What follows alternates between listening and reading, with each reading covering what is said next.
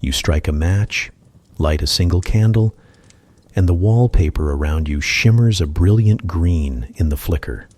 Lovely, isn't it? Except that glow is laced with arsenic. With every breath, you're inhaling a dust so poisonous it could ulcerate your skin, rot your lungs, and leave your doctor muttering that he can guess your interior decor from the color of your corpse. Victorians adored it. They thought a drawing room without green wallpaper was barely civilized. Their guests came for tea. They left with a dose of slow suffocation. And yet, like those families quietly fading in their parlors, this story risks being forgotten. Don't vanish with them. Subscribe and keep your seat in history's drafty old parlor. Before we step deeper into that world tonight, a quick note. If you'd like to hear these stories without ads, offline, and with a bonus insider episode, you'll find the ad-free collection linked in the description and pinned comment. While you settle in, tell me, what time is it where you are? Midnight? Dawn? Either way, you're safe. At least safer than the Victorians ever were. Step with me now into a Victorian drawing room. The fire is crackling politely in the grate. Gas lamps are hissing, and every inch of the wall gleams with a brilliant, almost luminous shade of green. It looks inviting, fresh, fashionable, springtime bottled and pasted to your plaster. You might even breathe a little easier, because surely this is what refinement looks like. But don't inhale too deeply. The wallpaper is quietly killing you. That dazzling green is not some harmless paint concocted by cheerful decorators. It is Scheele's green, later rebranded as Paris green to make it sound even more exotic. Its main ingredient? Arsenic. Yes, the very same poison so beloved by Victorian murderers was also smeared, layer upon layer, across the walls of respectable homes. Now, to be fair, the Victorians weren't knowingly decorating their parlors with death. They adored the color because it felt modern, bright, and unlike the dull browns and grays of earlier interiors. A green room suggested freshness and prosperity. It was what you displayed to your guests to prove you were cultured, upwardly mobile, and not the sort of person to be caught with boring beige walls. Unfortunately, the cost of fashion wasn't measured in guineas alone. It was measured in lesions, lung damage, and the occasional corpse. Imagine yourself sitting back in a velvet chair in this green room, teacup balanced carefully in hand. The wallpaper behind you looks harmless enough, but every time the air stirs, every time someone leans against the wall, brushes past it, or simply lights another fire, tiny particles of arsenic dust loosen and drift. Invisible, tasteless, almost polite in its silence, yet it clings to your clothes, settles into your lungs, and seeps through your skin. Doctors of the day noticed peculiar patterns. Children sleeping in nurseries decorated in fashionable green tended to waste away. Housewives fainted often in their parlors. Some even developed raw sores or mysterious rashes after long hours spent indoors. One physician allegedly remarked that he could guess a household's wallpaper color simply by examining the state of the body on his table. Green meant arsenic. Green meant death. Of course, homeowners refused to believe it at first. Surely not, they insisted.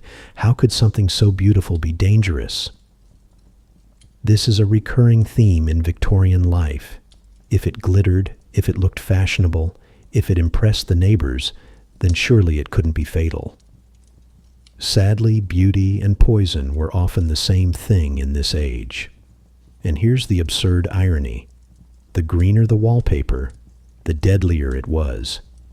Wealthier families who could afford the boldest, richest pigments were often dosing themselves at higher levels than their poorer neighbors. The middle-class parlor became a silent experiment in toxicology. There were even worse cases in damp houses where moisture encouraged mold to feed on the wallpaper's pigments. The mold interacted with the arsenic, releasing arsine gas, an especially lethal vapor. That meant you weren't just brushing against poison on the walls, you were literally breathing a chemical weapon every time you sighed. Children, being smaller and closer to the floor, were particularly vulnerable. Many wasted away without anyone realizing their cozy, tastefully decorated nursery was the culprit. If you're thinking, well, surely once people noticed, they ripped this death paper down immediately, you give them too much credit. Manufacturers denied the dangers, as manufacturers always do. Arsenic was cheap, vibrant, and long-lasting. Critics who raised alarms were dismissed as alarmists. Even when scientific evidence piled up in the 1860s and 1870s, much of the public clung stubbornly to their stylish green walls. Better to cough discreetly into your handkerchief than admit your living room might be murdering you. It wasn't until well into the late Victorian period that arsenic wallpapers began to fall out of fashion. By then, countless households had already paid the price in suffering and slow deaths. Even Queen Victoria herself was said to have commented disapprovingly on the dangers after being advised that certain wallpapers were unfit for royal residences. When the monarch hints your decor might be killing you, perhaps it's time to redecorate. Let's not forget the servants either. After all, while the family sipped tea in the parlor, it was the maids who scrubbed the walls, dusted the picture rails, and brushed the curtains, shaking loose fresh showers of arsenic-laden particles each time. Their daily exposure would have been constant, and unlike their employers, they had no choice but to keep working through the coughing fits and the raw skin. Invisible labor, invisible suffering, all in the name of respectable taste. And just when you think it couldn't get any worse, remember, arsenic wasn't confined to the wallpaper. It appeared in paints, toys, artificial flowers, and even cosmetics. But on the walls, it created the perfect trap, inescapable, always within arm's reach, ready to kill slowly while looking fashionable.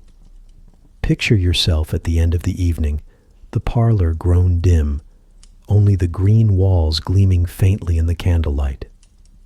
Guests are yawning politely, children are already tucked upstairs, and the fire settles into embers. You draw a deep breath, satisfied with your fine home and your excellent taste. And with that breath, you invite another dose of poison into your lungs. The Victorians thought their homes were sanctuaries, havens against the dirt and danger of the outside world. But here, in these green drawing rooms, the walls themselves were waiting to betray them. And isn't that the perfect Victorian irony? Respectability itself was hazardous. Fashionable taste could rot your insides. The more you tried to look refined, the quicker you wasted away. So as you sit there imagining yourself in this room, I suggest you don't lean too close to the wallpaper. Don't touch it. Don't even breathe too deeply.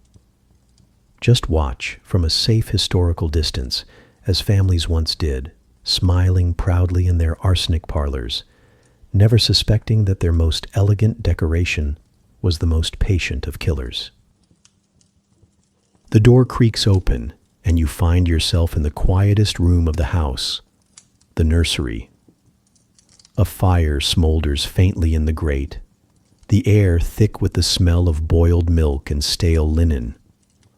On the shelves sit a row of toys, a wooden horse, a rag doll with painted cheeks, and lined up neatly beside them, a few glass bottles with long curling rubber tubes. At first glance, they look oddly modern, sleek, convenient, And then you notice their reputation. These are the infamous murder bottles. The Victorians thought they had discovered the ultimate labor-saving device. Why should a weary mother, or more often the nursemaid, spend hours holding an infant to breast or spooning milk into a fussy child, when you could simply fill one of these bottles, attach the long tube, and let the baby feed itself? Genius, really.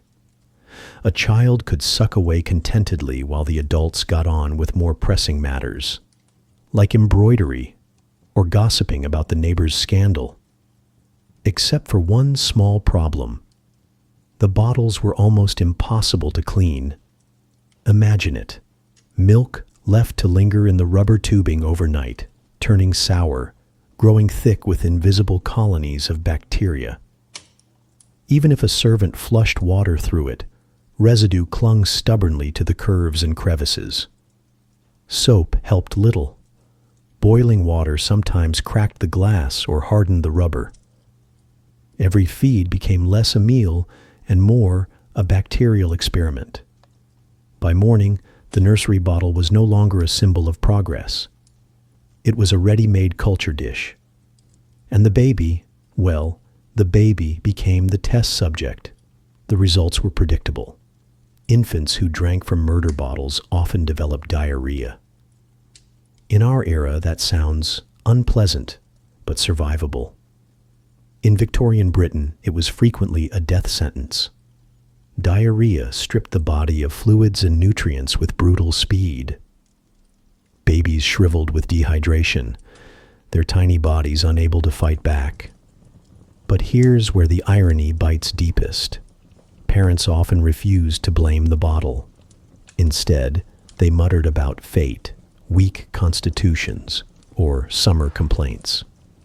Victorian society was fond of the idea that infant deaths were simply part of life. After all, 1 in 5 children didn't make it past their 5th birthday. Why look for answers when grief could be wrapped in fatalism? And so, the bottles remained in use, neatly arranged in nurseries across Britain. Picture yourself sitting in the corner now, watching a child grasp one of these devices. The baby's fingers curl tightly around the glass. The rubber tube dangles as they gnaw at it eagerly. For a few minutes, it seems idyllic. The child feeds quietly. The household rests easier. The nursemaid even manages to doze. Then, days later, the first signs appear. Fever, listlessness, bowels in turmoil. Doctors arrive, shake their heads, prescribe a syrup that is often laced with opium, another deadly gift, and the family waits. Sometimes the child recovers. Many times, they do not. And still, no one blames the bottle. By the 1860s and 1870s, medical journals were raising the alarm. Health inspectors called them deadly feeding devices, poison bottles, and most famously, murder bottles. The nickname stuck for good reason. Statistics link them directly to infant mortality spikes.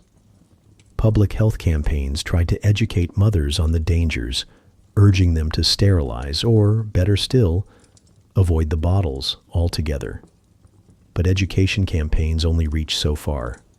In poorer families, bottles circulated secondhand, passed from neighbor to neighbor, each one carrying not just milk, but the bacteria of entire households. Even when families could afford new ones, advertising claimed these bottles were hygienic and recommended by physicians. A clever bit of Victorian marketing, just enough pseudoscience to silence the doubts of worried mothers. Now imagine yourself in that nursery again, listening to the voices of anxious parents. They whisper over the crib, wondering if their baby's illness is punishment from God, or perhaps bad air drifting in from the privy. No one suspects the sleek glass tube at the bedside, and even if they did, what then? Few alternatives existed. Breastfeeding was often impossible for mothers who were ill, malnourished, or pressured by fashion and class to delegate the task. Wet nurses were common, but not always available or trustworthy. Bottles, for all their dangers, seemed the easiest solution. Convenience has always trumped caution. As decades passed, reformers fought to ban or redesign these devices. Medical professionals urged simpler bottles without tubing, easier to clean, less likely to turn into festering laboratories. By the early 20th century, improved designs finally took hold. But the murder bottle lingered long enough to earn its place as one of the most lethal objects ever sold to unsuspecting households. And here lies the darker truth. The very room designed to protect and nurture children was often the deadliest. The nursery, with its toys and gentle lullabies, hid its sharpest knife inside a milk bottle. So when you look around this quiet Victorian nursery, at the toys, the cradle, the rocking chair, you might be tempted to smile at how peaceful it seems. But listen closer. The stillness is heavy. Too many families left nurseries in silence, carrying away small coffins, all for the sake of progress, convenience, and a bottle that promised freedom, yet delivered grief. The Victorians thought they were modernizing childcare. In truth, they had unwittingly invented a weapon of mass destruction, aimed squarely at their youngest and most vulnerable. And that, dear listener, is how the most innocent room in the house became the cruelest. You step into a Victorian parlor, the air warm from a coal fire flickering in the grate. The smell of smoke clings to the velvet curtains, and the crackle of burning embers feels comforting, at least for a moment. Then you notice the lady of the house rising to greet her guests, her enormous skirt sweeping dangerously close to the flames. The fabric sways, rustling as if alive, and you can't help but think, that dress is less an outfit and more a portable bonfire waiting to happen. Welcome to the world of the crinoline.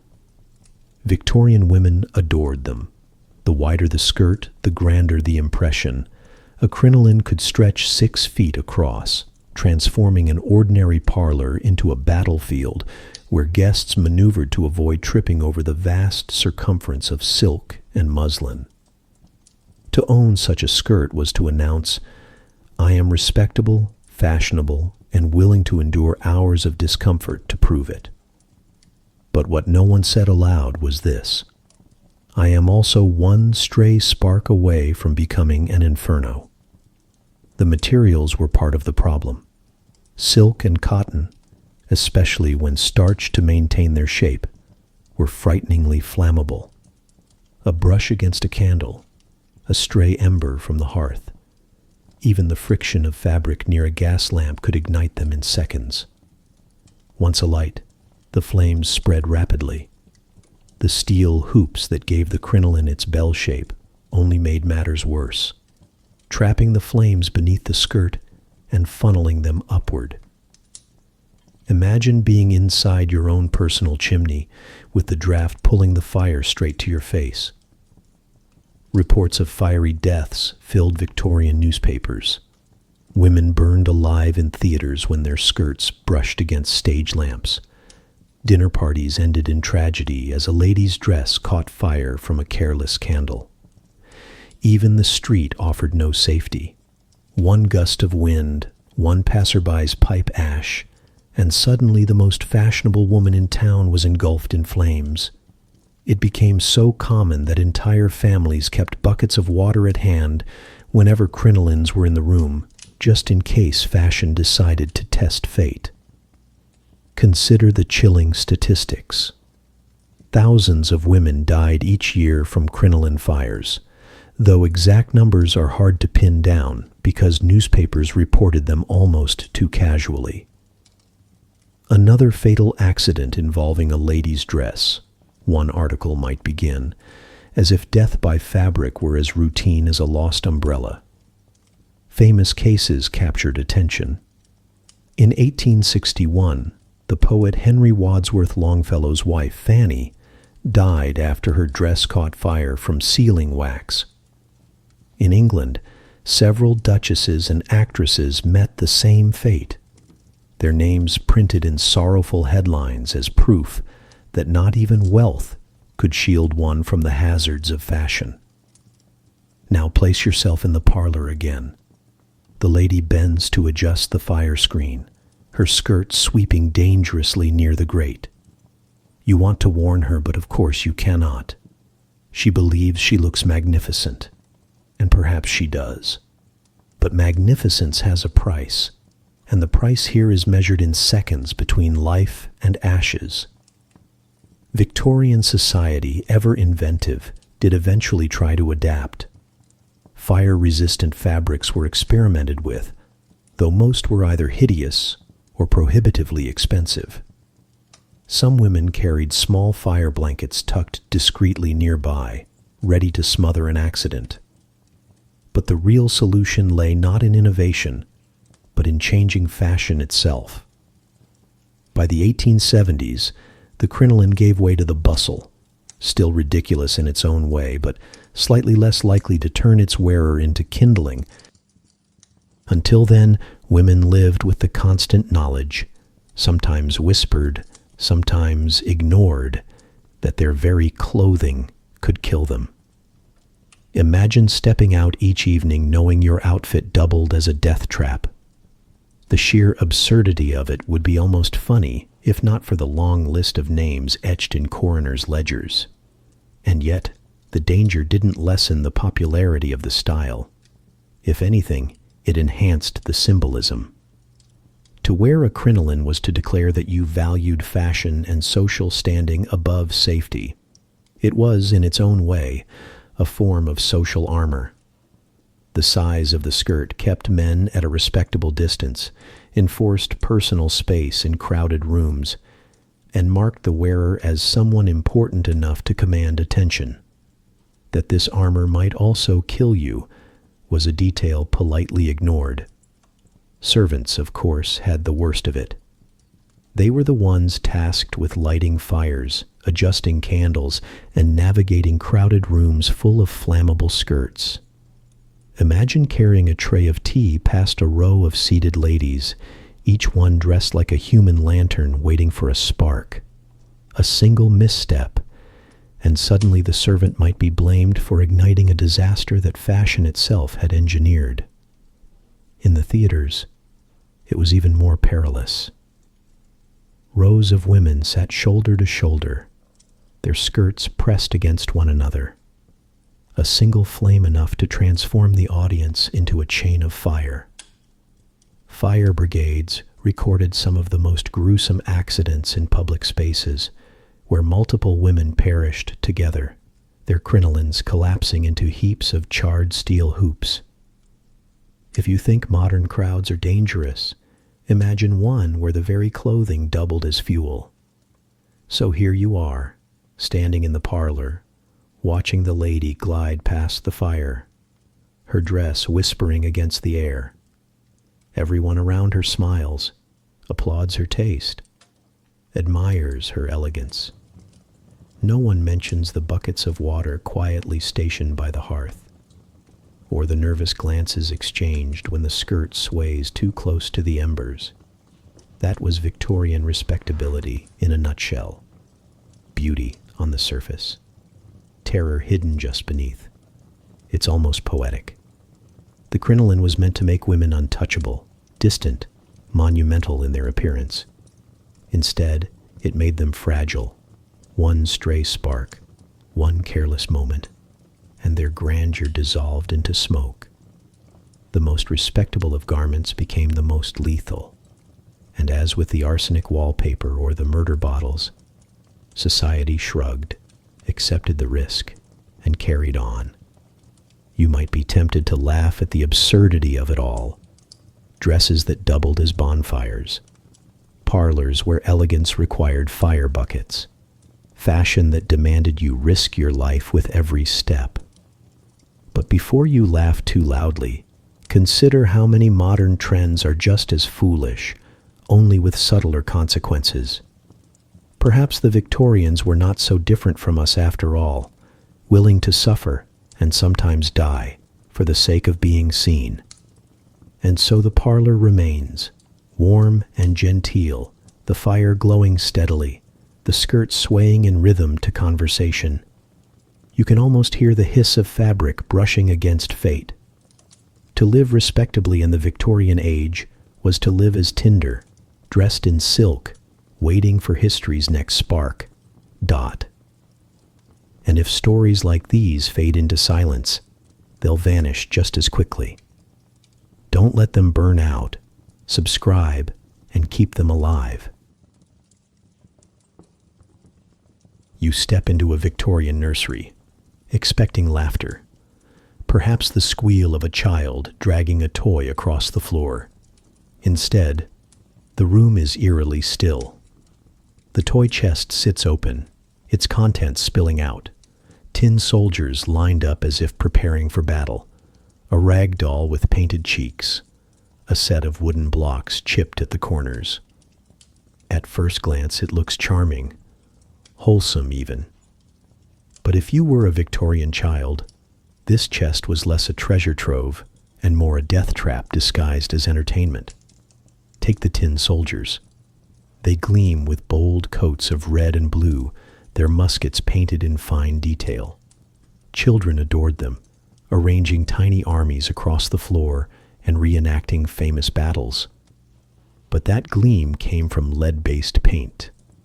Each time a child touched a soldier and then sucked their thumb, as children inevitably do, they ingested tiny doses of poison. Over days and weeks, the poison built up. Seizures, developmental delays, and mysterious illnesses followed. Parents would wring their hands, blaming weakness of the child or bad luck, never suspecting that the toy soldier was quietly conquering their child's nervous system. Then there were the dolls.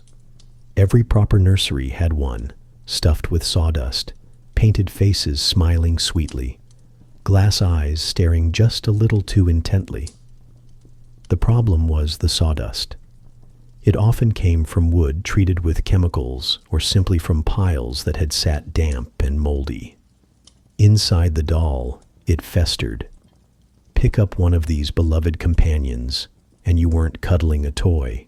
You were hugging a sack of spores, dust, and potential infection. Imagine pressing that close to your face every night as you whispered your secrets to it. The Victorians had, quite literally, weaponized comfort. Some dolls were painted with the same lead-based colors as soldiers, which meant a child kissing its dolly goodnight was essentially ingesting a chemical cocktail. Others had small detachable parts, buttons, glass beads, porcelain pieces, just the right size to lodge in a child's throat. Choking hazards were practically a design feature. In fact, reports of children suffocating on marbles, toy parts, or splintered wooden blocks were so common they rarely made headlines. It was simply the way things were. And let's not forget the rocking horse. It looks innocent in the corner, with its painted mane and glossy saddle. But those paints were often toxic, the wood prone to splintering. A child could climb on in excitement and climb off with a shard embedded in their hand, or worse, tumble forward as the horse tipped and snap a bone. Yet no nursery was complete without one. Parents insisted it was good for balance, discipline, imagination. Yes, imagination, and the occasional trip to the graveyard. Here's the bitter irony. Toys were marketed as signs of parental love. To gift a child a doll or a set of soldiers was to prove your devotion, to show that you could afford leisure in an age where survival itself was hard-won. A bare nursery whispered of poverty or neglect. A well-stocked one announced care, prosperity, and progress. That the toys themselves might maim or kill was rarely mentioned.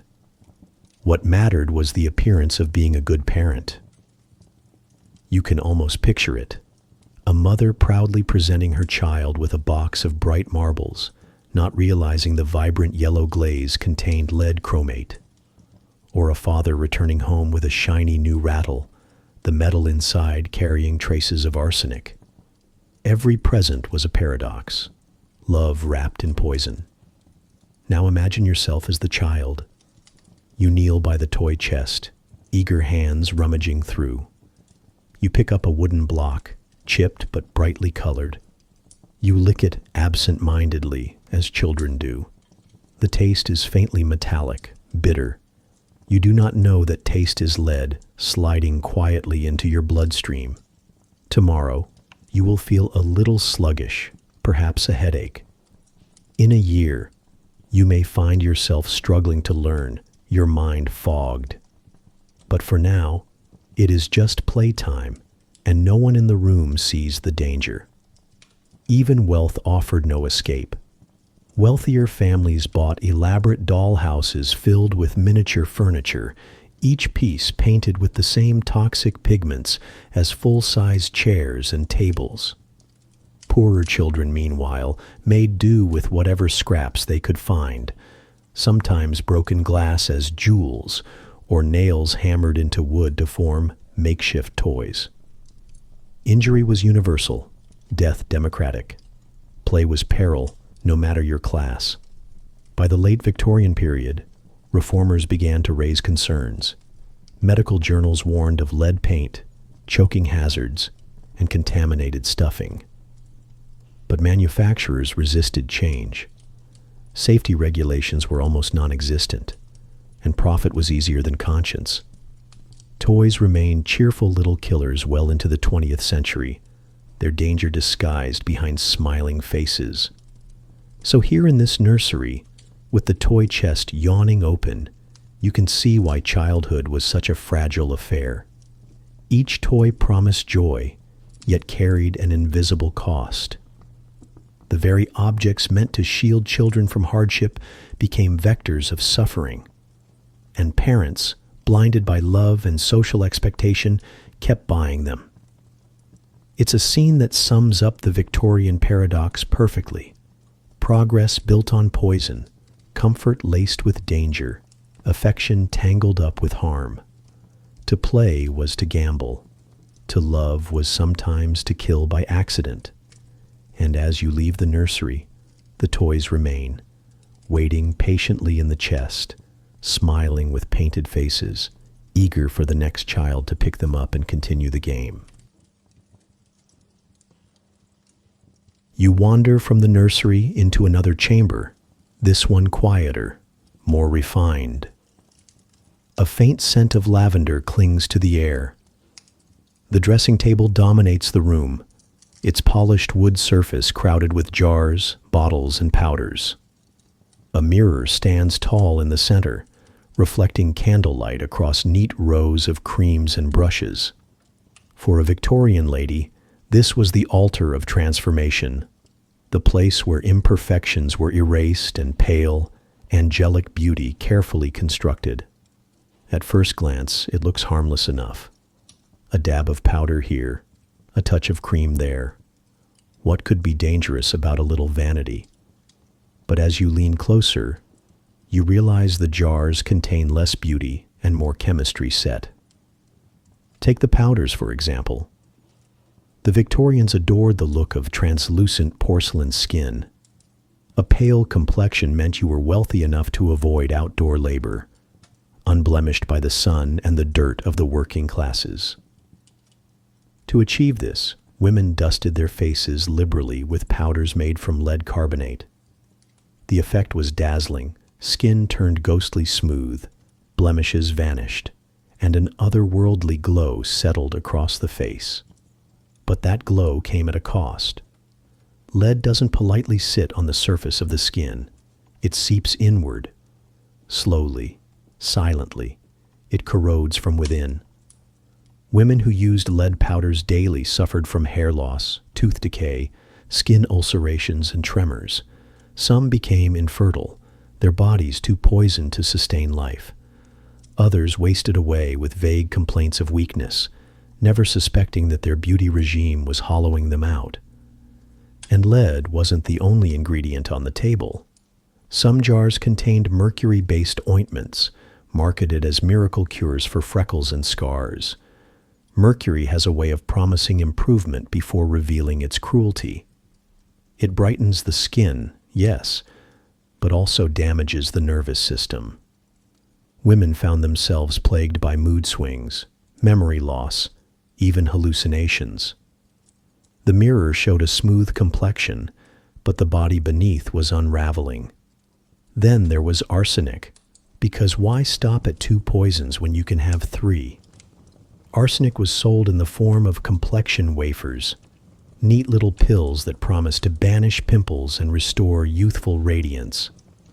A lady could swallow them discreetly, convinced that beauty was as simple as a tablet after dinner. Advertisements claimed the wafers were safe, endorsed by doctors, even fashionable among society's elite. In reality, each dose was a slow drip of poison. Skin might appear smoother at first, but beneath the surface, organs struggled, blood faltered, and life itself shortened. Imagine the irony. The pursuit of angelic purity carved scars into the skin, rotted teeth from the gums, and left behind bodies riddled with invisible damage. Beauty, in the Victorian sense, was not just skin deep, it was poison deep. And yet, women kept buying these products. Why? Because the pressure to appear flawless was relentless. To step into society with a blemish was to risk whispers about one's health, character, even morality. Spots were not just imperfections, they were social stains. A woman without powder was seen as careless. One with too much sun on her cheeks risked being mistaken for a servant. Cosmetics, however deadly, were a shield against judgment. Picture yourself at the table. You dip the puff into the powder, tap it lightly, and press it against your face. A cloud rises, settling on your lips, your nose. It stings faintly as you inhale, but you smile at the reflection. Smoother, brighter, more like the fashion plates in the magazines. You don't notice the headache creeping in, or the strange fatigue tugging at your bones. That's tomorrow's problem. Tonight, you are beautiful. Men, of course, weren't immune either. While they mocked women for vanity, some quietly dabbled in hair tonics laced with mercury or lead. Baldness was embarrassing, gray hair undesirable, and so they rubbed concoctions into their scalps in the hope of reclaiming youth. The results were often disastrous. Scalp burns, hair falling out faster than before, and nervous symptoms to boot. Vanity is a democratic poison. It doesn't discriminate. By the late 19th century, a few reformers began to call out the dangers. Doctors warned against arsenic pills. Public health advocates condemned lead powders. But the cosmetic industry, then as now, was stubborn. For every warning, a new product emerged with the same toxins, dressed up in a new label. The cycle of promise and poison kept spinning. And what of the women who realized the truth too late? Diaries and letters tell of ladies who complained of skin turning gray, gums blackening, or strange neurological symptoms that no doctor could cure. Some withdrew from society, their beauty gone, their bodies ravaged. Others carried on, layering more powder to hide the damage caused by powder itself. The mirror never told the full story. So here we are, in this softly lit room, with its neat array of bottles and brushes. To a Victorian lady, each item represented hope, the hope of beauty, of acceptance, of status. But to us, looking back, they are artifacts of a cruel trade-off. Every cream, every wafer, every powder carried the promise of radiance, and the reality of ruin. And perhaps that is the most Victorian lesson of all, that respectability demanded sacrifice, even if that sacrifice was your health. The mirrors showed perfection, but the price was written beneath the skin. As you step away from the dressing table, the faint cloud of powder lingers in the air. It sparkles in the candlelight, deceptively delicate, deceptively pretty. You hold your breath, knowing better than to inhale. After all, you've just witnessed how beauty in this age was not a gift. It was a gamble. The sun has slipped below the rooftops now, and with it the house grows dim. Shadows stretch across the parlor, and the familiar chill of the Victorian evening begins to creep in. But never fear. This is not the dark, smoky gloom of earlier centuries. No, this is the modern age. The household has invested in gaslight. With a hiss and a flicker, the lamps along the walls spring to life, glowing golden, banishing the shadows in a way candles never could. For a moment, you almost sigh in admiration. But don't breathe too deeply. That golden glow came at a price far more dangerous than wax strips or smoky tallow. Gaslight was, quite literally, playing with fire. It filled homes with both promise and peril, modern comfort on one side, invisible death on the other.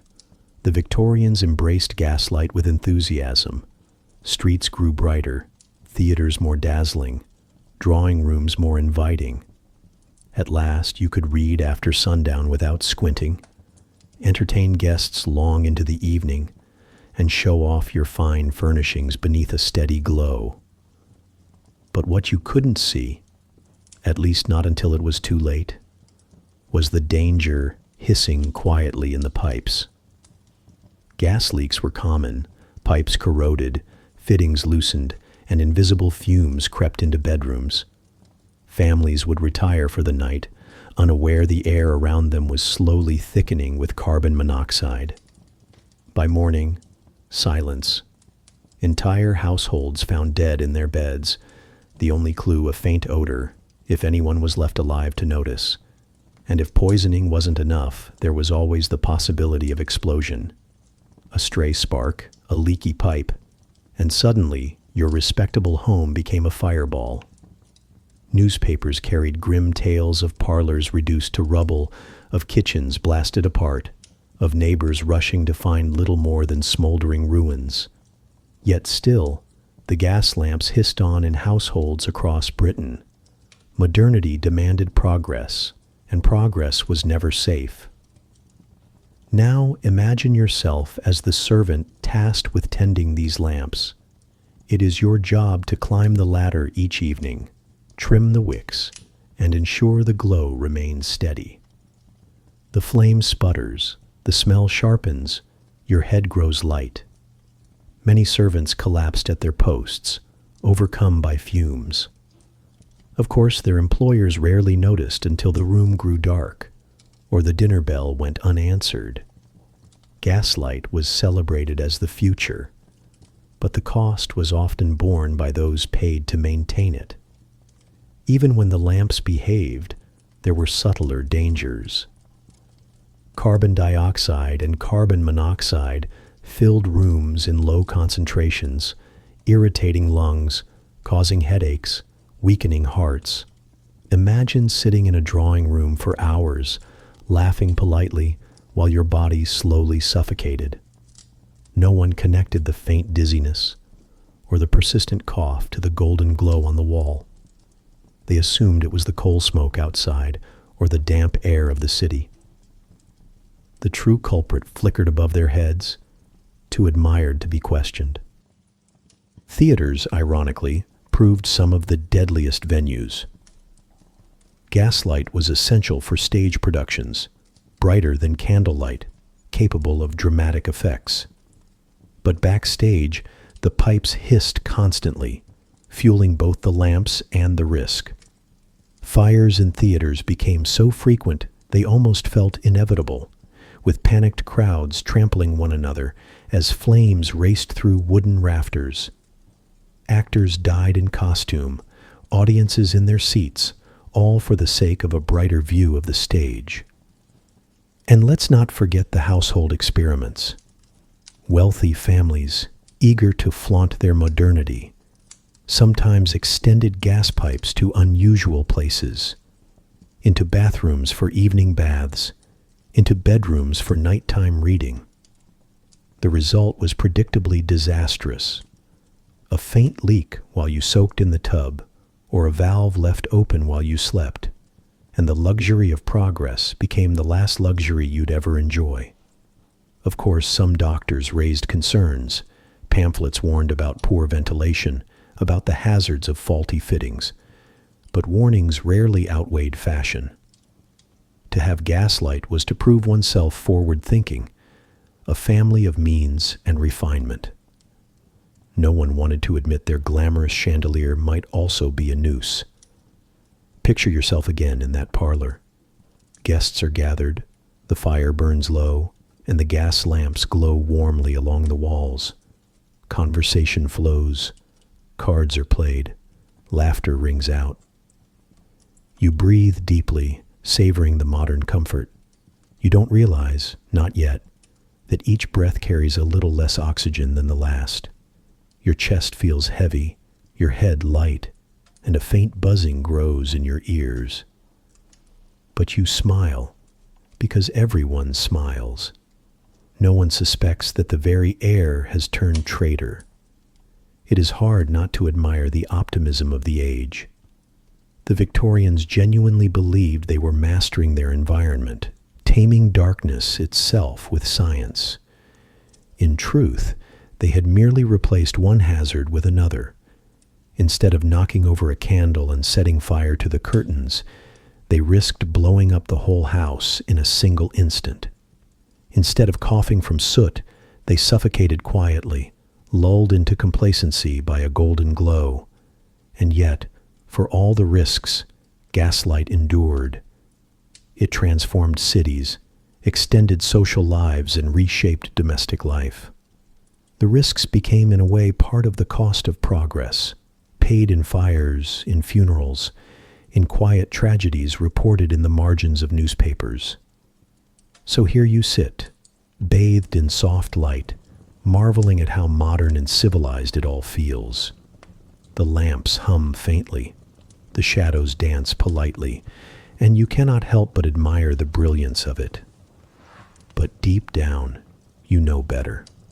You know that comfort and modernity came hand in hand with invisible fumes, that every hiss of the pipe was a gamble. And as the hour grows later and the lamps burn on, you might begin to wonder, how many Victorian evenings ended not with yawns and farewells, but with silence? You slip downstairs into the scullery, where the smell of damp stone and coal dust hangs heavy in the air. The shelves are stacked neatly with jars and canisters, each one filled with powders and crystals that look harmless enough. Here is flour, here is sugar, here is salt, and right beside them, without so much as a warning label, sits a container of carbolic acid. Identical jar, similar texture, just a little more shine to the granules. One scoop in the wrong bowl, and dinner becomes your last meal. This was the great hazard of the Victorian kitchen. Poisons sitting side by side with staples. Corrosive soda used for cleaning looked uncannily like sugar. Arsenic, a popular household pesticide, resembled flour when ground. Carbolic acid, borax, and quicklime could all be mistaken for harmless pantry items. The Victorians lived in a world where one careless reach into the cupboard might mean the difference between cake and catastrophe. Servants bore the greatest risk. Tasked with cooking and cleaning, they handled dozens of substances daily. A housemaid might be scrubbing with caustic soda one minute and baking with flour the next.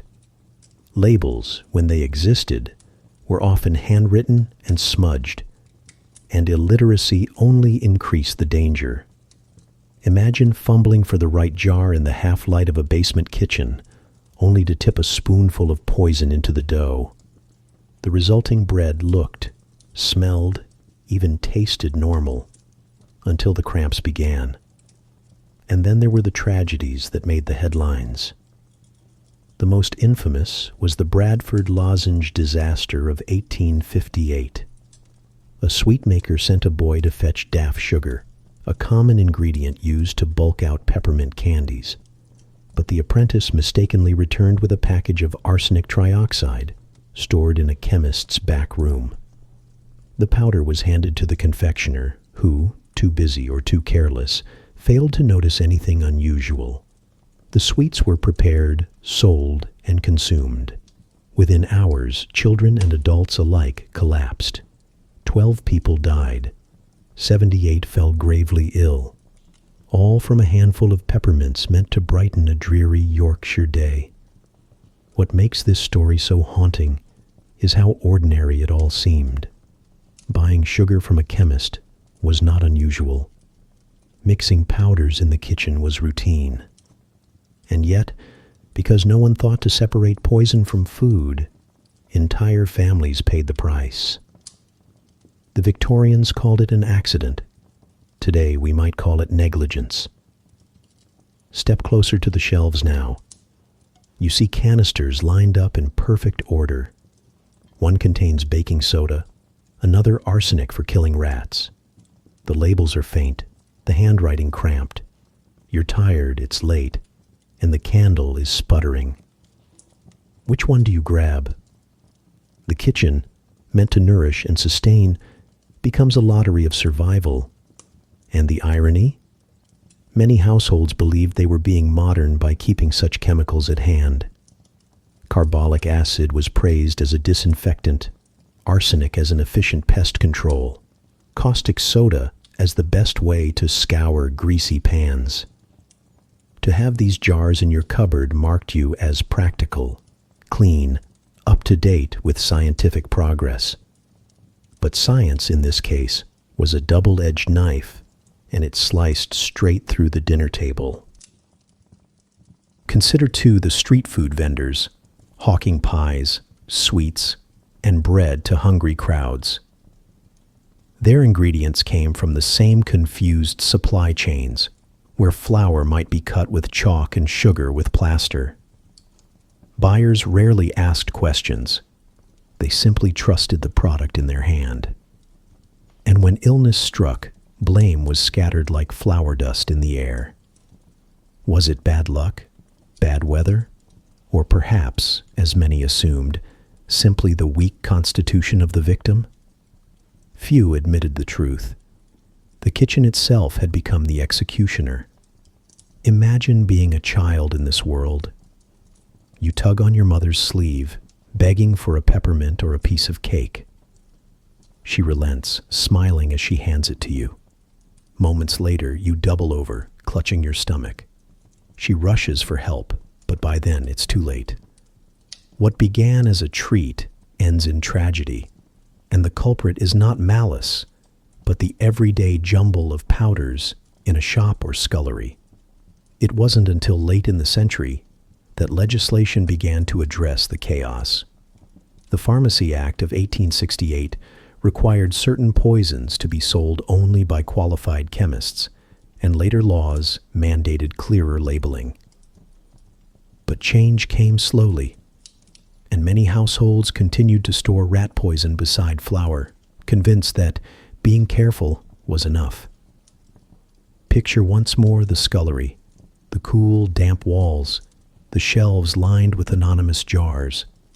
A cook wipes her brow, scoops from the nearest canister, and tips the powder into the mixing bowl. The oven door slams shut.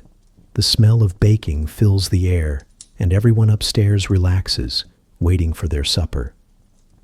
No one suspects that the meal might carry death in every bite. The Victorian kitchen was a place of constant tension. It promised nourishment but flirted with poison, offering comfort while hiding catastrophe. To eat was to trust implicitly in a system that had no safety nets, no color-coded packaging, no government oversight. And if you survived each meal unscathed, you might call yourself lucky. But luck has a way of running out. So as you leave this scullery, remember, the Victorians thought of their kitchens as the heart of the home, but in truth they were gambling dens, every meal a roll of the dice. The jars looked harmless, the powders innocent, but one slip of the hand, one mistaken scoop, and the family feast became the family's final supper dot. And if you don't subscribe, this history will be cleared away just as quietly, scraped from the table, forgotten like crumbs. You pause at a vanity table, the surface scattered with delicate trinkets, a comb carved to resemble ivory, a set of polished buttons, perhaps even a dainty brooch gleaming in the candlelight. At first, they look luxurious, the kind of accessories you might expect from the finest shops on Oxford Street. But look closer. They aren't ivory or tortoiseshell or pearl. They're something far newer, far more modern, celluloid, the miracle material of the Victorian age. Invented in the mid-19th century, celluloid was hailed as a triumph of science. Finally, a substance that could imitate expensive natural materials at a fraction of the cost. Ivory combs, once the preserve of the wealthy, were suddenly available to shop girls. Collars that never wilted, cuffs that stayed crisp, billiard balls that looked as fine as the old ivory ones, all thanks to celluloid. It was progress you could wear, progress you could carry in your pocket, progress you could proudly display at your dressing table. There was just one problem. It was also astonishingly flammable. Celluloid had an unfortunate tendency to burst into flames when exposed to heat, friction, or, on occasion, seemingly nothing at all. That elegant comb in your hand? One stray spark from the fire, and it could ignite faster than dry tinder. That stiff collar around your neck? An open flame could transform it into a burning noose. Even billiard balls, those symbols of masculine leisure, weren't safe. Strike them too hard, and they could explode with a crack loud enough to clear the saloon. Picture a group of gentlemen leaning over the green felt, cigar smoke curling in the air, when suddenly, bang! A ball detonates, sending shards across the room, and players scrambling for cover. Truly, nothing says refined evening quite like ducking shrapnel from your leisure equipment. The irony, of course, was that celluloid was marketed as safe, modern, and reliable. Advertisements boasted of collars that never wrinkled, toys that never broke, ornaments that never faded. For families weary of fragile heirlooms and costly imports, it was irresistible. The middle classes embraced it with gusto, yet the very qualities that made it affordable, its chemical composition, its willingness to mimic anything, were what made it so volatile. Imagine sitting at your vanity, brushing your hair with a celluloid comb. A candle flickers nearby, the air warm, the flame leaning toward the edge of the table. The comb slips, touches the flame for an instant, and suddenly you're holding a torch. Drop it, and the tablecloth goes with it. Scream, and your skirts might catch. In moments, the cozy bedroom transforms into a conflagration. For all its elegance, celluloid was a house fire waiting patiently for its cue. Even when it didn't burst into flames, it carried other risks. Heat alone could warp or degrade it, filling the air with sharp chemical odors. The smell of burning camphor became the signature of an accident, a warning too late to do much good. Those stiff collars beloved by respectable clerks and businessmen, they were like wearing kindling around your throat, It's difficult to impress the boss when your tie bursts into flames during tea. Theatrical productions, naturally, embraced celluloid for its versatility. Decorative props, costumes, and stage ornaments gleamed under gaslight, until they didn't. The combination of celluloid, open flames, and crowded auditoriums was catastrophic. Reports of stage fires linked to celluloid accessories became almost routine. To attend a Victorian play was to gamble not only with the quality of the script, but with the possibility of leaving alive. And yet, people loved it. The same way they loved arsenic wallpaper, murder bottles, and crinolines. Fashion and convenience outshone risk every time. To own a celluloid comb was to join the march of progress. To place celluloid billiard balls on your table was to signal that you were modern, respectable, and perhaps just a little daring. The fact that your dining room could double as a fireworks display was a detail best ignored. Of course, reformers eventually noticed. By the turn of the century, chemists sought safer alternatives. Manufacturers experimented with coatings, thicker molds, and diluted formulas. Still, the accidents persisted. Only with the development of newer plastics in the 20th century did celluloid begin to fade into history. Its legacy reduced to cautionary tales and a few relics displayed in museums. But think again of the people who lived with it daily. The clerk straightening his celluloid collar before heading out into the fog. The maid polishing the billiard balls in the gentleman's club. The young woman brushing her hair with a gleaming comb, admiring her reflection in the mirror. Each one felt modern, fashionable, secure in the glow of progress. Each one lived, unknowingly, with a spark tucked into their everyday life. So here you are, standing at the vanity, the comb warm in your hand, the candlelight dancing nearby. You know what it is made of. You know the danger hidden beneath its smooth, ivory-like sheen. And yet, in that moment, it is easy to understand why the Victorians embraced it. It looked beautiful. It felt luxurious. It whispered of a future where science conquered scarcity.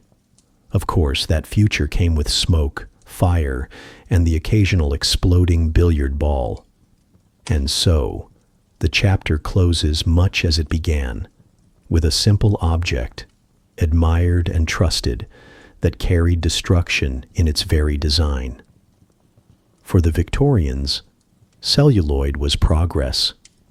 Progress that could burn down your house before you finished your game of billiards. You step into the laundry room, and the air feels different here. It is cooler, drier, and faintly dusty, as though the walls themselves are flaking into the air. The surfaces gleam in patches where pale boards have been nailed up for easy cleaning. To your eye, they look unremarkable, just a sensible household improvement. But those pale panels are made of asbestos, the so-called miracle material of the Victorian age. The Victorians adored asbestos. It was marketed as fireproof, durable, and practically indestructible. To a society obsessed with house fires, collapsing buildings, and faulty stoves, this sounded like salvation. They lined ironing boards with it. They fitted boilers with it. They wrapped pipes, patched walls, and even fashioned toilet seats from it. If it could burn, asbestos promised to smother the risk. Families felt reassured, workers felt proud, and salesmen felt very rich indeed. Step closer, and you'll notice the faint fibers clinging to the air, catching the light like falling snow. That's how workers described it. Asbestos snow. They laughed as it coated their clothes, their hair, their eyelashes, never realizing that every breath carried those invisible needles into their lungs. Unlike coal dust, which left a man blackened but alive, asbestos worked slowly and silently, It cut the lungs with microscopic blades, scarring tissue until breathing became labor, until cancer bloomed decades later. Imagine the laundry maid setting down her iron. She exhales sharply, a cloud of asbestos dust rising as she pats the padded board. She wipes her brow with the same hand, smears the fibers across her skin, then folds the clothes and carries them upstairs. She doesn't cough, not yet. That will come years later, long after she's left service, when breath itself feels like drowning. And it wasn't just the workers who suffered. The men who mined asbestos came home each evening covered in dust, their wives shaking out the clothes before washing them. With each shake, fibers filled the kitchen air. Children hugged their fathers, climbing into laps dusted with death. Families breathed together, and families sickened together, long before anyone linked illness to the miracle snow. The cruelty of asbestos lay in its timing. No one keeled over immediately. There was no dramatic collapse, no sudden fever to make the danger obvious. Instead, decades passed in apparent safety. Men boasted of their asbestos-lined workshops. Housewives praised the cleanliness of asbestos mats. Meanwhile, fibers sat lodged in lungs, patient as time itself, waiting to bloom into asbestosis or mesothelioma. By the time symptoms appeared, it was far too late. Of course, the marketing never mentioned this. Advertisements called asbestos the material of the future. It was fireproof, cheap, versatile. It made homes safer, businesses more reliable, industry more efficient. To resist it was to seem old-fashioned, unscientific, or perhaps just foolish. No one wanted to be the one still ironing over plain wood when their neighbor boasted of the latest asbestos-lined board. Progress is a persuasive salesman, even when it kills. Now picture yourself in that laundry room again. The boards gleam faintly in the candlelight. The iron hisses as it meets damp cloth, and the maid presses harder, satisfied with the crisp folds. She doesn't see the fibers drifting. Neither do you. Not really. They're too small to notice, too soft to suspect. You take a breath, because what else can you do? And you've already welcomed the silent snow into your chest. Servants in particular bore the brunt. They worked closest to the heat, the pipes, the ironing boards. Their masters enjoyed fireproof comfort, while the staff inhaled the price. As with so many Victorian innovations, the danger was unevenly distributed. The wealthy displayed the miracle. The poor carried the consequences. And yet, asbestos spread everywhere. Public buildings, schools, factories, all embraced it. To walk through a city was to walk through a cloud of unseen fibers, clinging to coats, nestling in hair. The miracle became mundane, and the mundane became lethal. Ironically, there were voices of caution even then. Some doctors noticed the lung damage, the shortened lives of workers in asbestos mills. Reports surfaced of strange, fibrous deposits in the lungs of the deceased. But the warnings were buried under profit, ignored in the name of progress. After all, asbestos did what it promised. It didn't burn. And to Victorians, that was miracle enough. Imagine now the long passage of time. The maid grows older, coughs more often, finds herself short of breath when climbing stairs. The miner's wife bends over her washtub, her chest tightening with each effort. Children grow up only to fall ill in middle age, long after the dust has vanished from their hair. Generations pay for what seemed, in the moment, like simple household convenience. So here you stand, surrounded by pale panels and padded boards, watching dust glimmer faintly in the air. It falls gently, silently, like snow in a forgotten winter. You know what it is. You know what it does. And still, you breathe, because in the Victorian house there was no choice. Every miracle carried its own curse, and this one whispered through the lungs until life itself froze still. It is Monday morning in a Victorian household, which can only mean one thing: wash day. The scullery is already steaming, the air thick with the sharp tang of soap and boiling water.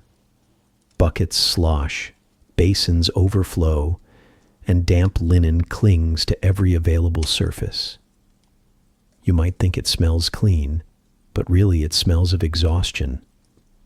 And at the heart of this damp kingdom sits the pride of many a household, the laundry mangle. The mangle looks impressive enough. Two enormous wooden rollers mounted side by side, turned by a heavy iron crank. Feed wet sheets between them, and they emerge squeezed nearly dry, ready to hang. A marvel of efficiency, Victorians said, a sign of domestic progress. But as you step closer, you notice how those rollers gleam with menace. They are not merely machines of convenience. They are machines of misery. Imagine lowering a dripping bed sheet into the mangle. You guide it with both hands, steadying the fabric so it feeds straight. The crank turns, the rollers spin, and the cloth disappears into the gap. Your arms ache from the effort, but you persist, because in this age, spotless linen is more than hygiene. It is respectability itself. A house with dirty sheets is a house whispered about. And so you turn the crank again, ignoring the sting in your wrists, the damp creeping up your sleeves. But now picture a child nearby. Children were drawn to the mangle the way moths are drawn to flame. It looked like a toy, a contraption begging to be explored. They reached out to touch the rollers, to help their mothers or sisters feed the fabric through. One careless slip, one hand too close, and the rollers did not stop. Flesh was dragged in as mercilessly as linen. Bones crushed, skin stripped, fingers mangled. The word degloved is not a pleasant one, but it appeared often enough in coroners' reports. And once the rollers caught you, they rarely let go. Mothers had to wrench the crank backward, screaming as children howled, or send for neighbors strong enough to prise the iron apart. Sometimes, help came too late. You can see it now, the laundress straining at the crank, sweat dripping, her jaw clenched in grim determination. Around her children hover, curious, restless, ignored in the frenzy of work. The accident is inevitable. And yet, week after week, families gathered around the mangle, as if daring fate to take its turn. The irony, of course, is that the mangle was celebrated as a time saver. Before its invention, laundry was even more grueling. Endless wringing by hand, twisting sheets until wrists swelled and skin cracked. The mangle promised relief. It promised efficiency. But it delivered its own brand of suffering, trading blisters for broken bones, fatigue for mutilation.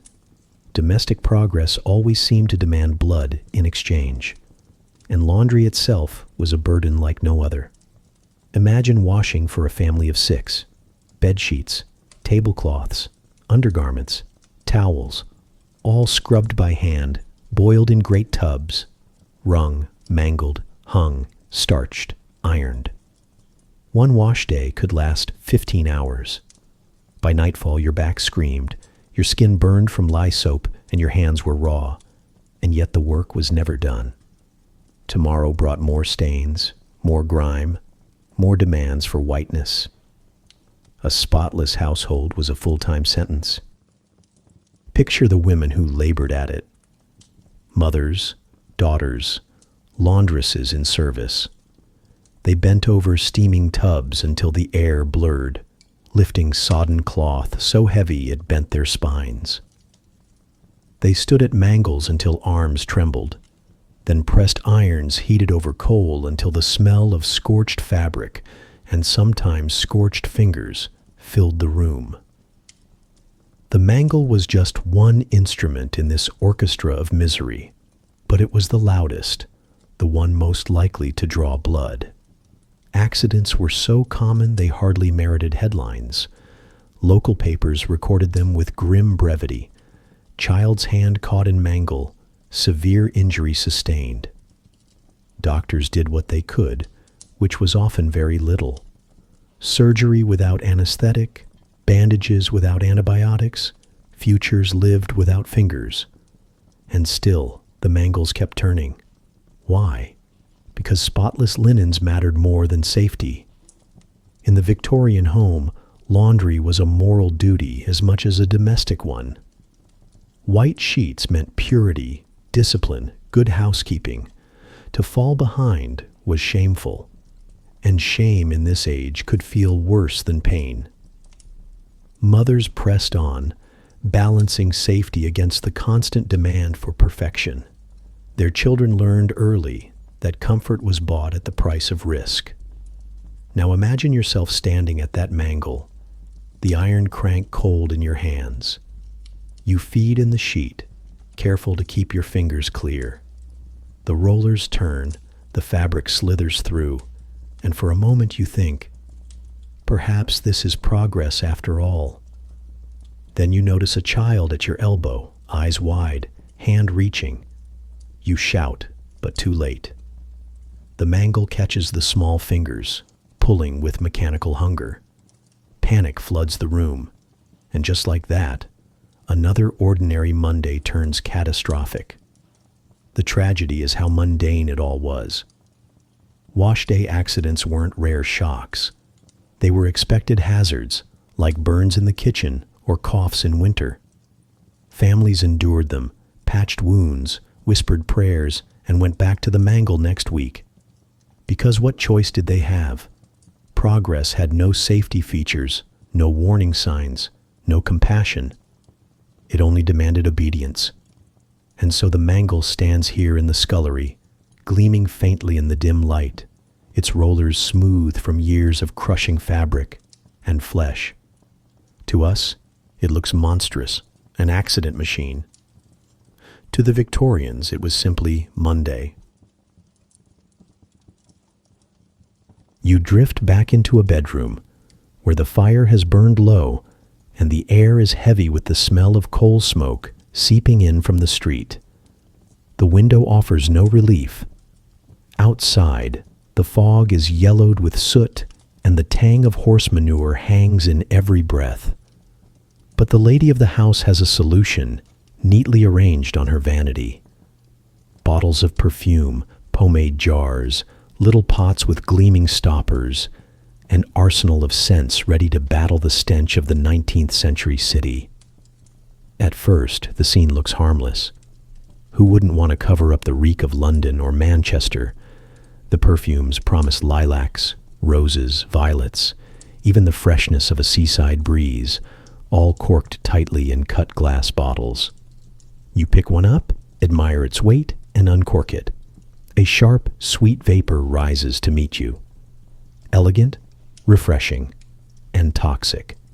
Victorian perfumes were as much chemistry as artistry. Distillation and essential oils played a part, yes, but many concoctions were enhanced with substances no one should ever dab on their skin. Lead compounds appeared in pomades meant to darken hair. Arsenic found its way into certain skin tonics. Benzene, derived from coal tar, appeared in scented preparations, giving perfumes a heady, industrial edge.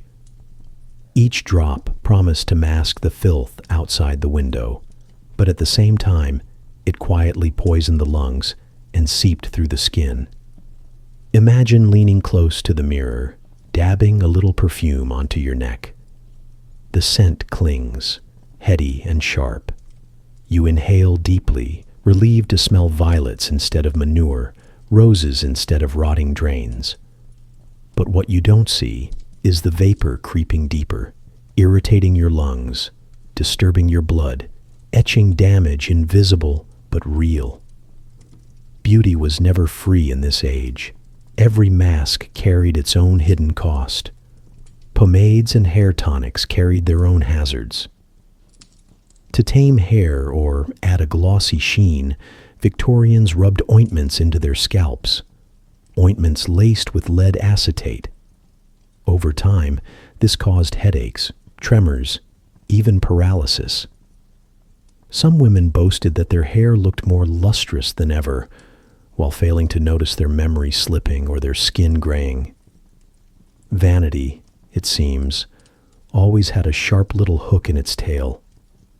The irony is difficult to miss.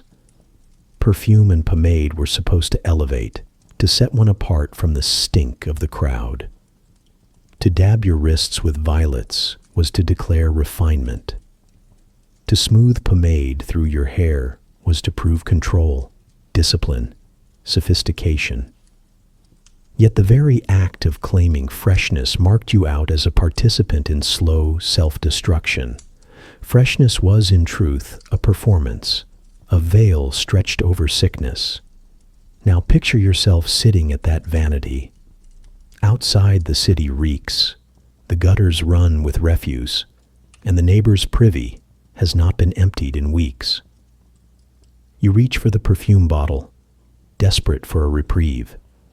One dab, two dabs, and the air around you softens into something tolerable, almost pleasant. You smile faintly in the mirror, satisfied that you've risen above the filth. You do not notice the faint tightness in your chest, the dizziness creeping into your temples.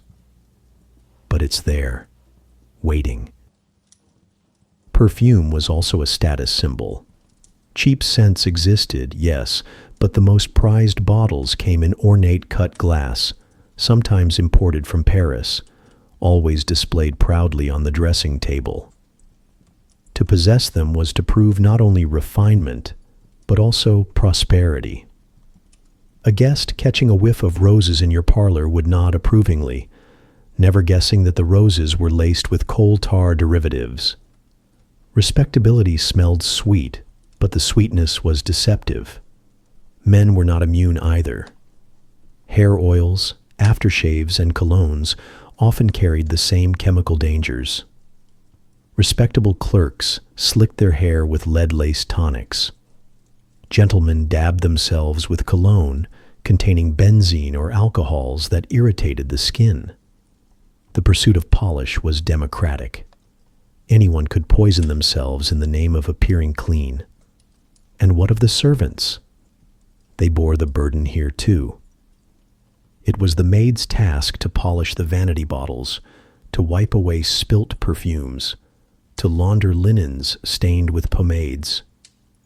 Each contact meant another brush with poison. She inhaled the scents not as a luxury, but as a duty, carrying their effects silently, unnoticed, just as she carried every other hazard of the household. Consider, too, the absurdity of the double standard.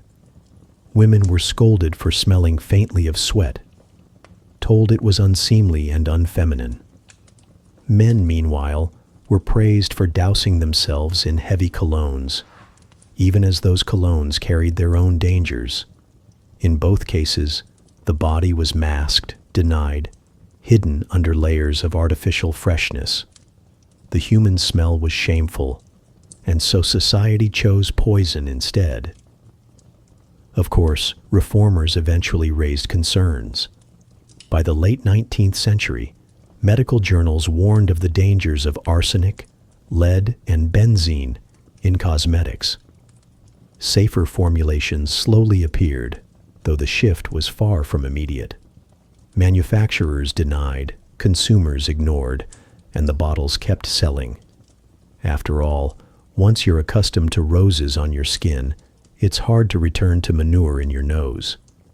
So here you sit, surrounded by cut glass, dabbing carefully at wrists and neck, smoothing pomade into your hair. The mirror smiles back, the air feels fresher, and the city's filth recedes for a moment.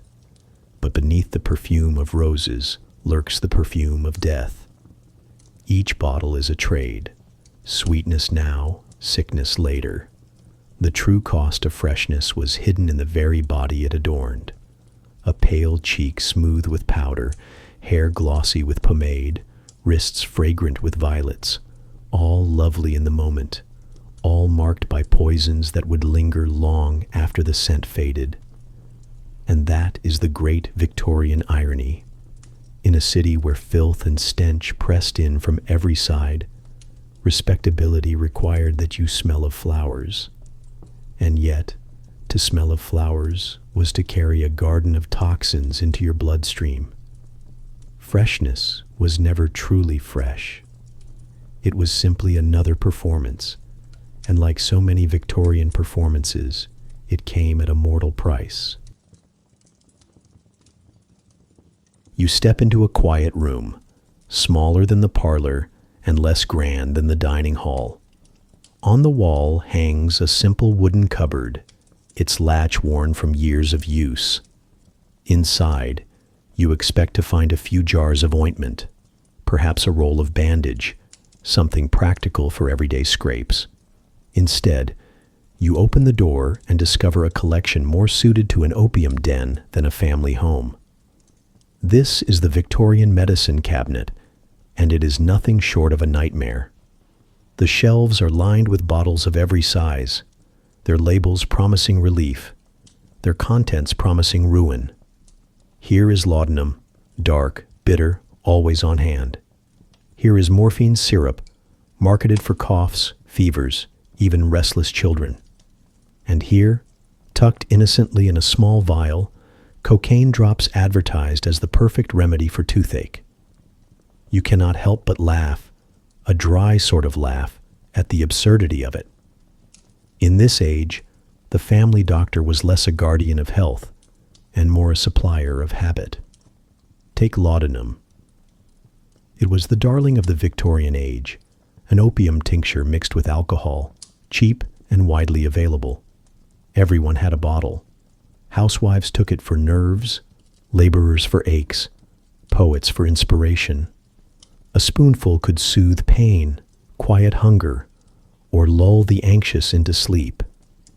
But it was also highly addictive, its grip tightening silently until the user could not go a day without it. Entire households leaned on laudanum as casually as we might lean on tea, never suspecting that their relief was just another chain. Then there were the so-called soothing syrups. Marketed to exhausted mothers, they promised to calm fussy babies, to silence cries through the night. A few drops on the tongue, and the child would sleep peacefully. Advertisements praised them as modern miracles, endorsed by smiling physicians. But what they did not mention was that those syrups were often laced with morphine or opium. Babies slept, yes, but sometimes they never woke again. The syrup robbed them of their cries, of their breath, of their futures. Mothers mourned, doctors shrugged, manufacturers sold more bottles. Cocaine had its place too.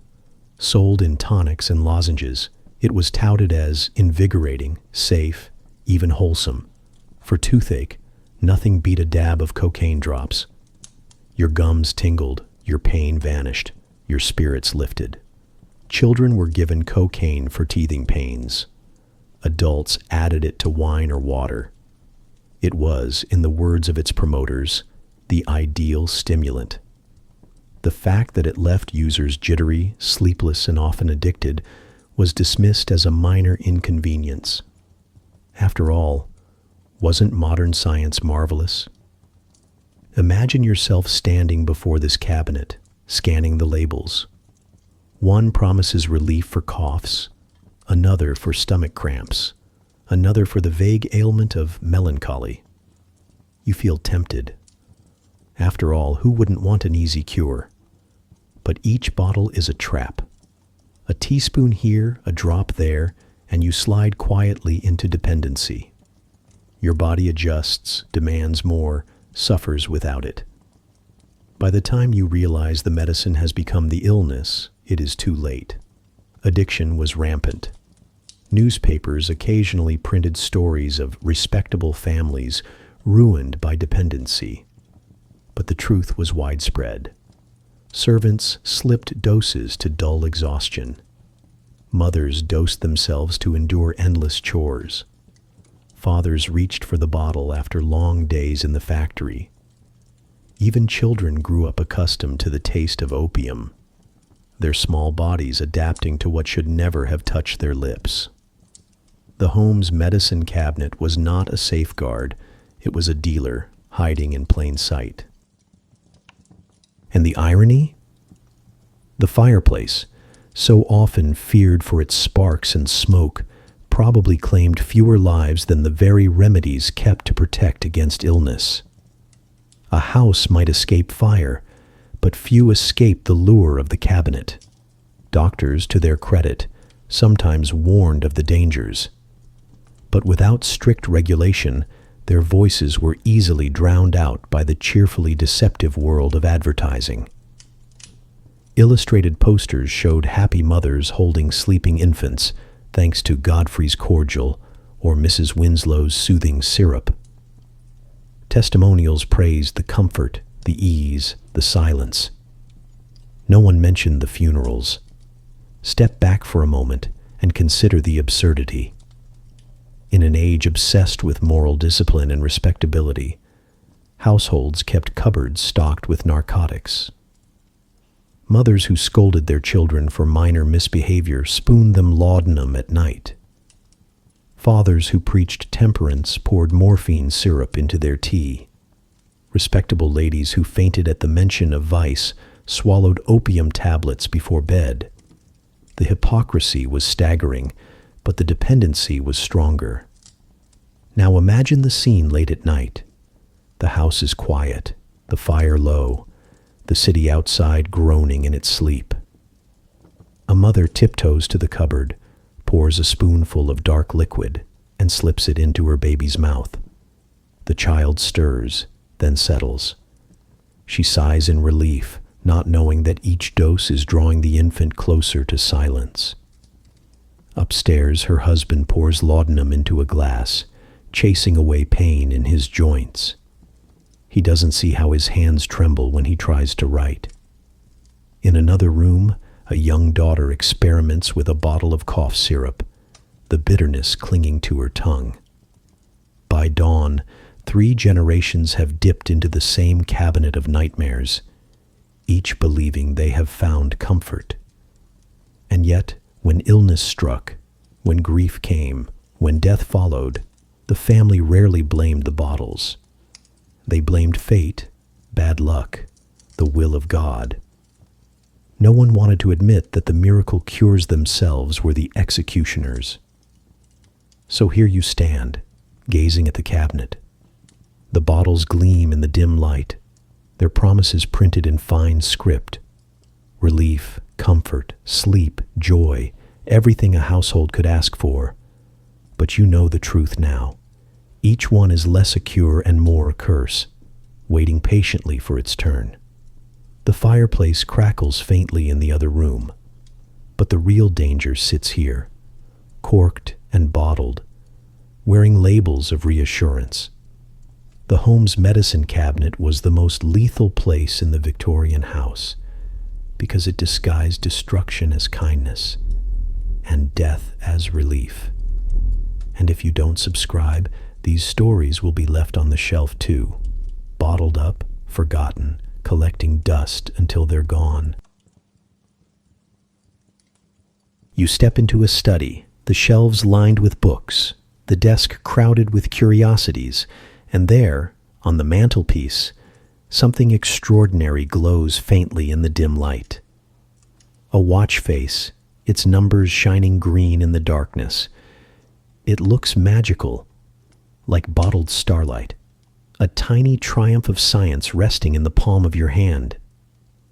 In the Victorian and Edwardian imagination, this was the future, progress that glowed. The secret behind that glow was radium. Discovered in 1898, it dazzled the world. Here was an element that seemed to defy nature itself, giving off light without flame, heat, or fuel. Scientists marveled. Entrepreneurs rubbed their hands together. Soon, radium appeared everywhere, painted onto watch dials so you could read the time at night, blended into novelty trinkets, even stirred into health tonics and spa waters. Why sip ordinary spring water when you could drink a tonic that literally radiated vitality? It sounds absurd to us now, but to the Victorians and their Edwardian heirs, radium was marketed as invigorating, even healthy. Advertisements promised renewed energy, stronger bones, longer life. A dash of glowing powder in your chocolate, a radium-laced face cream before bed. What could be more modern? And for those eager to show off, a glowing accessory was the ultimate status symbol. If your watch glowed faintly at a dinner party, you weren't just fashionable, you were futuristic. But the truth was far darker. Radium didn't invigorate, it destroyed. Picture a young woman working in a factory, painting watch dials with radium paint.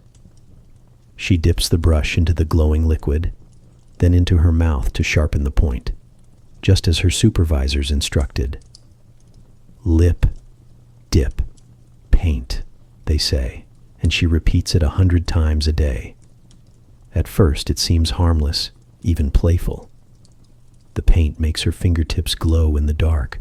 She paints her nails for amusement, sometimes even her teeth, laughing with her friends as they sparkle in the night. But inside her body, the radium is sinking into her bones, lodging in marrow, gnawing silently at her health. The first signs are small, aching joints, fatigue. Then come the sores that will not heal, the teeth that loosen and fall, the jawbone that begins to rot away.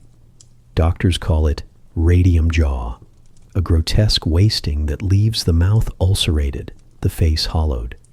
By the time the women understand the danger, it is far too late. Their bones have become radioactive from within. And these were not isolated tragedies. The allure of radium spread far beyond the factories. Radium water was sold as a health drink. Glowing pills were marketed as vitality boosters. And cosmetics promised a radiant complexion. Literally radiant. One American industrialist famously drank radium water daily for years, praising its effects on his vigor. He died with his bones crumbling, his skull eaten from the inside.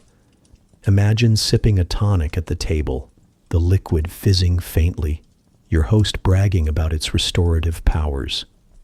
You raise the glass, swallow, and smile, convinced you're partaking in the very essence of progress. You don't know that each sip is a countdown, that every swallow pushes you closer to collapse. The glow in your veins is not health. It is decay dressed in novelty. The irony is striking. Victorians and Edwardians lived in an age of soot, smog, and disease. They craved anything that promised purity, health, and light. Radium seemed to offer all three. It was science at its most dazzling. Literally. No one wanted to hear that the glow was fatal, because it looked too much like hope. Servants, as ever, bore hidden dangers too. They polished trinkets, cleaned watch dials, and handled their master's glowing gadgets without question. If the mistress smeared a radium face cream before bed, it was the maid who scrubbed the linens afterward, inhaling the dust. The reach of radium stretched through every corner of the household, leaving no one untouched. And still, for years, it sold. Factories turned out glowing watches by the thousands. Pharmacies stocked radium cures. Advertisements glowed with promises of vitality. Science dazzled, and society followed blindly, as it so often did. Now stand in that study once more. The watch still glows on the mantelpiece, steady and calm, a ghostly green in the gloom. To the Victorians, it whispered of progress, of mastery over the dark.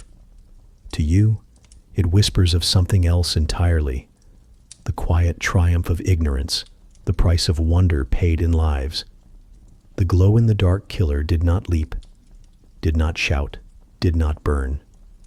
It simply lingered, soft and silent, until bones broke, jaws crumbled, and bodies failed. Its victims faded slowly, as the world applauded the brilliance of modern science. And perhaps that is the cruelest irony of all. The glow was real, but the health it promised never was. The miracle of light was, in truth, the shadow of death. You wander back into the parlor, the fire glowing faintly in the grate, and you glance toward the armchair nearest the hearth. It looks inviting. Broad, well-cushioned, upholstered in rich fabric. A perfect spot to sink into after dinner, to sip tea and nod off while the world outside rattles with rain. But this is a Victorian armchair, and like everything else in this household, it is far less comforting than it seems. Take a seat, and you'll quickly discover that comfort comes with company. Victorian chairs were often stuffed with horsehair, cheap, durable, and plentiful. Unfortunately, horsehair had an inconvenient tendency to trap dust and bacteria.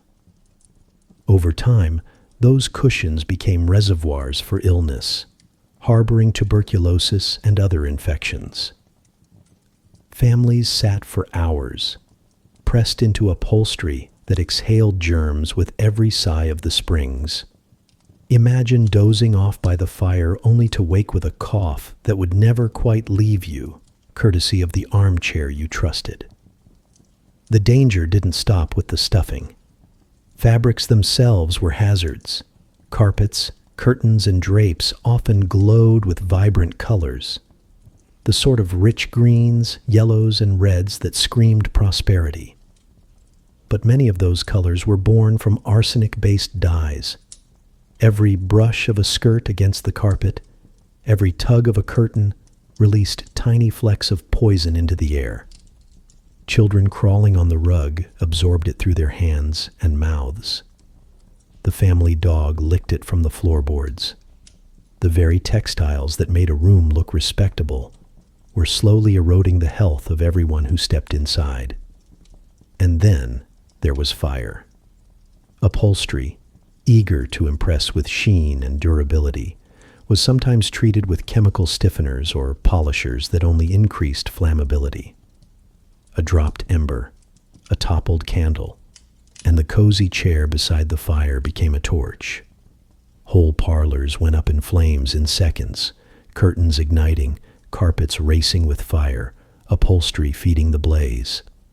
The very arrangement, meant to symbolize domestic tranquility, turned into a death trap the moment a spark misbehaved.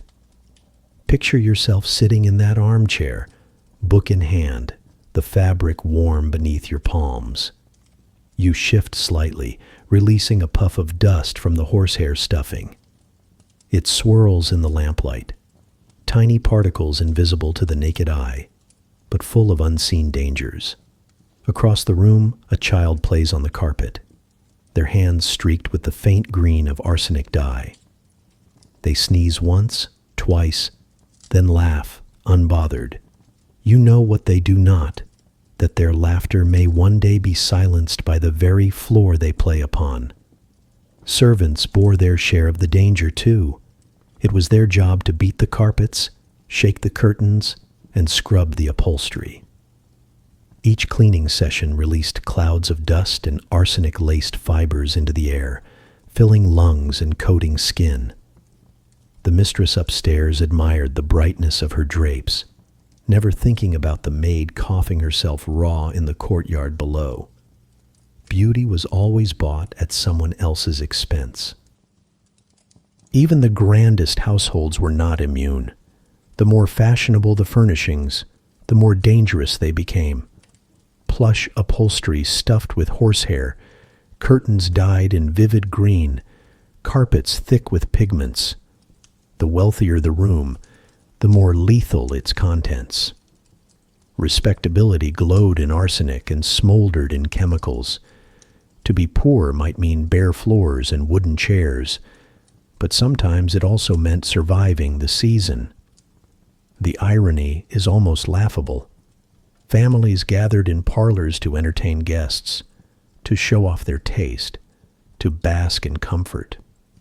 They sat proudly in chairs that harbored tuberculosis, leaned against curtains that poisoned the air, and warmed themselves beside fires that could turn the whole room into an inferno. They called it home. We might call it a trap. Imagine now a winter evening. Outside, frost crawls across the windows. Inside, the family sits in their parlor, father by the fire, mother stitching by lamplight, children sprawled across the carpet. They smile, safe from the cold, the darkness, the filth of the streets. But the safety is an illusion. The chair cradles disease, the carpet poisons their skin, the drapes wait patiently for a flame. What they cherish most, the comfort of home, is the very thing quietly killing them. Some reformers eventually noticed. Doctors warned against arsenic dyes, urging manufacturers to switch to safer alternatives. Public health advocates raised alarms about damp upholstery and the spread of tuberculosis. But change came slowly. Fashion was stubborn, and families were reluctant to abandon the colors and comforts that defined their status. Progress always asked for patience, and patience meant more names added to the ledger of illness and death. Asbestos, celluloid, arsenic. It all found a place in the Victorian home, often hidden in the objects most cherished, and furniture was no exception. The armchair you trusted, the rug beneath your feet, the curtain that framed your view of the world, all doubled as silent killers. So here you are, sitting in the parlor, the chair creaking softly beneath you. The fire crackles, the carpet glows richly in the lamplight, and the curtains sway faintly in the draft. Everything looks peaceful. Everything looks safe. But you know better. You know that every breath draws in dust and poison, that every ember threatens fire, that every comfortable detail is another trap. The Victorians thought they had built havens of warmth and elegance. In truth, they built parlors of doom. And as you rise to leave, perhaps you glance back at the armchair by the fire, the one that looked so inviting when you entered. It sits quietly, waiting for its next victim. Cozy, respectable, and lethal all at once. Step out of the parlor for a moment and follow the sound of laughter drifting down the street. It's market day, and the sweet shop has thrown open its doors. Children press their noses to the glass, eyes wide, fingers tapping against the window pane. Behind the counter gleam jars of brightly colored candies, reds as bold as ripe cherries, yellows brighter than sunshine, greens sharp as spring leaves. It is a carnival of sugar in a world otherwise gray with coal smoke and poverty.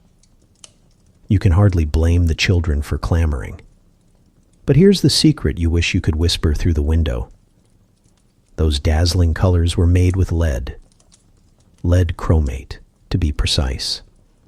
A pigment cheap, vivid, and deadly. The Victorians adored color in their confections. Plain sweets were dull. Colored ones sold twice as fast. Shopkeepers knew this. Manufacturers knew this. And so lead found its way into sugar loaves, boiled sweets, lozenges, and candies of every stripe. A handful of brightly dyed treats might have looked like joy, but in reality, they were small doses of poison, wrapped in paper twists. Imagine a child tugging at their mother's skirts, begging for a penny to spend. She relents, and soon the child is grinning, mouth full of brilliant yellow lozenge. The flavor is sweet, but behind it lies bitterness, the metallic tang of lead, which the child cannot taste but will certainly feel. A stomach ache later that evening, a lingering weakness the next day. Weeks later, headaches, tremors, perhaps convulsions. By the time the connection is made, if it ever is, the damage is already carved into bone and brain. The Bradford tragedy of 1858 revealed just how lethal the sweet trade could be. A confectioner accidentally used arsenic instead of sugar in peppermint lozenges, killing 12 and sickening 78. While arsenic stole the headlines, lead was the quieter villain, woven into daily treats with fewer explosions of scandal, but more lasting harm. Poisoned candy was not an accident, it was a business practice. You can see the absurdity of it in the shop itself. The jars sparkle in the sunlight, rows upon rows of cheerful colors. Parents smile indulgently, proud to afford a penny's worth of happiness for their child. No one asks why the colors are so unnaturally bright. No one suspects that the vivid red is borrowed from the same pigment used to paint warning signs, or that the glowing yellow could be scraped from industrial powder barrels. Cheap indulgence always comes with a hidden bill, and in this case, the bill was paid with health and mortality. Now imagine yourself as one of those children. You reach into the jar, pull out a striped stick of candy, and bite down hard. The sugar cracks between your teeth, and for a moment, it's bliss. The world outside fades, the smog, the hunger, the endless drudgery. You are tasting happiness itself. But even as you chew, tiny flecks of lead leach into your saliva, slip into your bloodstream, begin their long campaign of damage. Your body cannot flush them away. They settle in your bones, slow poisons waiting for years to show their hand. The working poor were especially vulnerable.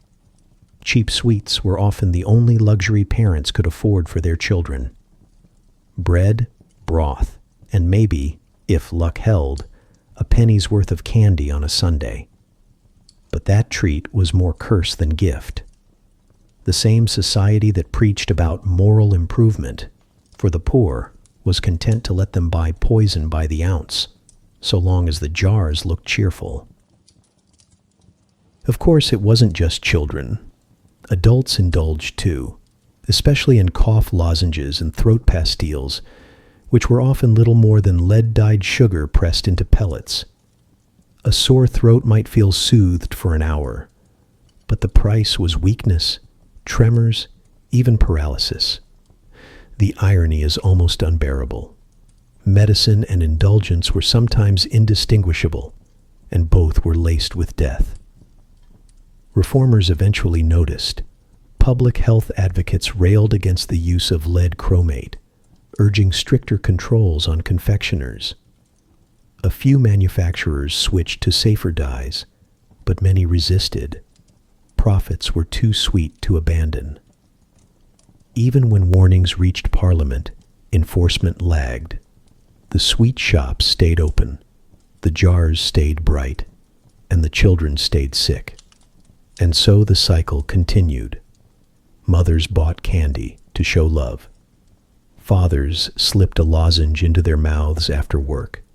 Children rushed home with sticky fingers and glowing smiles.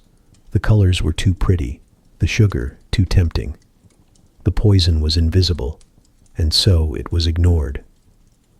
Picture the scene again. The shop full of jars, the children pressing forward, coins clinking on the counter. Outside, the air reeks of smoke and manure, but inside, the world is sweet, bright, alive with possibility. And yet, beneath the glow of those jars lies the quiet hand of death, doling out doses one sweet at a time. This was the Victorian paradox in its purest form. The very things meant to bring joy carried sorrow. The treats that marked a holiday, a birthday, or a small indulgence for a hard week's labor were laced with chemicals that stunted growth, damaged brains, and sent children to early graves. Happiness was colored bright, and bright was poisoned. So as you leave the shop, watching the children skip away with sticky fingers and stained lips, you cannot help but wonder how many of them will grow up carrying the invisible burden of lead in their blood. Some will survive, yes, but many will be marked for life, sacrificed to a system that valued color over safety, profit over protection. And still, the jars gleam, as inviting now as they were then. Sweetness, like so much in the Victorian world, was always a gamble. A penny for candy, a lifetime for the consequences. So here we are, at the end of our tour through the Victorian household. You've walked through parlors and nurseries, dressing tables and kitchens, and discovered that nearly every item, every so-called improvement, was plotting against its owners. The wallpaper poisoned you. The baby's bottle betrayed you. The skirts caught fire. The toys carried lead. The perfumes whispered poison. And the medicine cabinet offered more addiction than cure. Even the armchair by the fire turned out to be less a haven and more a petri dish of dust and disease. It is almost impressive, in a grim sort of way, how thoroughly the Victorians managed to decorate themselves into danger. Respectability demanded spotless linens, gleaming fabrics, radiant skin, and cheerful sweets. And every one of those demands carried a hidden cost. Comfort was never just comfort. It was a gamble. Respectability was not simply a virtue. It was a slow negotiation with death. And yet, progress did eventually arrive. Regulations crept in. Poisons were restricted. Factories were pressured to reform, and science, once dazzled by its own reflection, finally began to pay attention to consequences. Many lives had already been lost, of course, but the lessons lingered. We can breathe tonight without fearing arsenic on the walls, sit in our chairs without inhaling tuberculosis, and give children toys without wondering whether they double as chemical weapons. So as the last embers fade in the grate, let your eyes close. Unlike the Victorians, you don't need to fear the furniture or the wallpaper. You can rest without calculating whether the very air in your room is conspiring against you. Let the house of the past stay in the past, its shadows fading, its dangers stilled. Sleep, safe in the knowledge that progress, though slow and imperfect, has at least spared you from arsenic confections and flaming crinolines. And if you've stayed with me this long, you've done more than just listen. You've kept these stories alive. Without you, they'd crumble into dust like forgotten wallpaper. By subscribing, you're not just supporting me, you're making sure history's hidden voices aren't lost in silence. And as you drift off tonight, remember you can take these stories with you ad-free, anytime. My first collection, Victorian Madness Volume 1, is available now, complete with a bonus insider story you won't hear on YouTube. Only a handful of copies are released at this time, and the link is waiting in both the description and pinned comment. Sleep well.